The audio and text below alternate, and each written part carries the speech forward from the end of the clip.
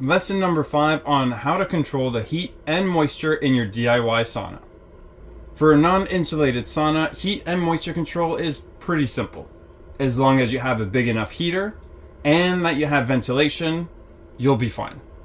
Now for insulated saunas, heat and moisture control is a little bit more complicated, but is absolutely worth the trouble, especially if you have an electric heater, if your winters are cold, or if you're looking to get the best sauna experience.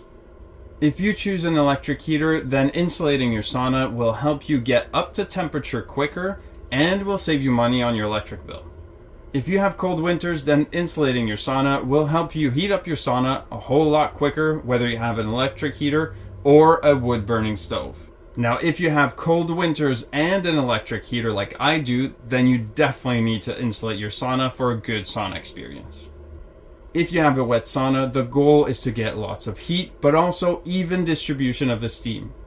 Insulating your sauna and adding proper vents will give you just that. When it comes to insulating your wall, I would only recommend one type of insulation, and that's mineral wool. Mineral wool is fire resistant, has great R value, and is moisture resistant.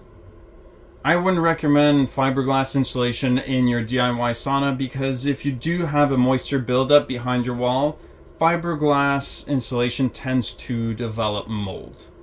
And I would stay far away from any type of foam insulation because it can release off gases when it's heated above a certain temperature. And while we're on the topic of insulation, don't forget to insulate your rafters and to leave a 1 to 2 inch air gap to allow air to remove any moisture buildup.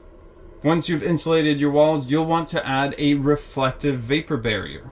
This vapor barrier not only reflects the heat, but it also prevents any type of moisture from infiltrating your framing or your insulation.